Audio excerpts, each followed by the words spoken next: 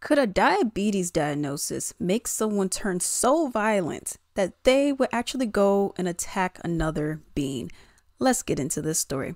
Construction worker who sucker punch disabled NYC man inside elevator blames attack on diabetes and could skirt jail time.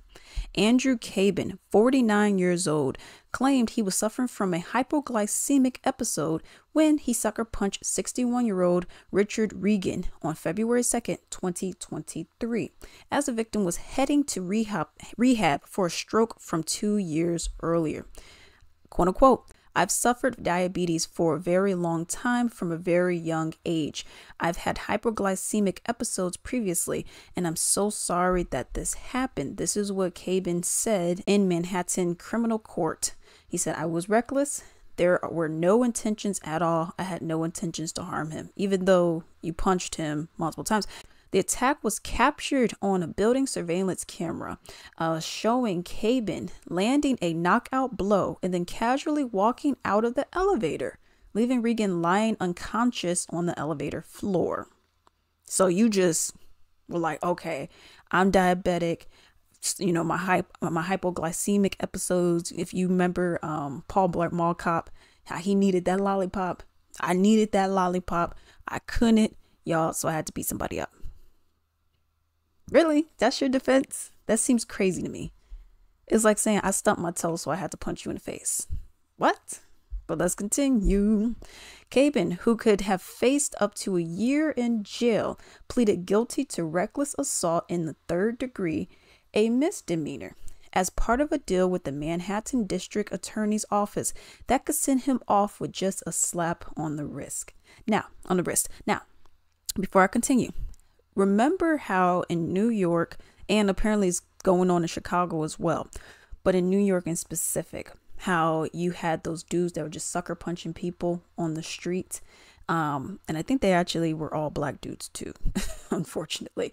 But they were all sucker punching just random women that would just happen to be walking on the street. One dude named Sabuki, I call him Skabooboo, how he was some failed politician. And I mean, nobody. This dude is just a clown. He's a nutbag. And he was harassing that lady. And the cops were, as she's screaming, the cops are just looking like, nah, you crazy girl. I believe him. Even though he's the one who's harassing and assaulting people anyways.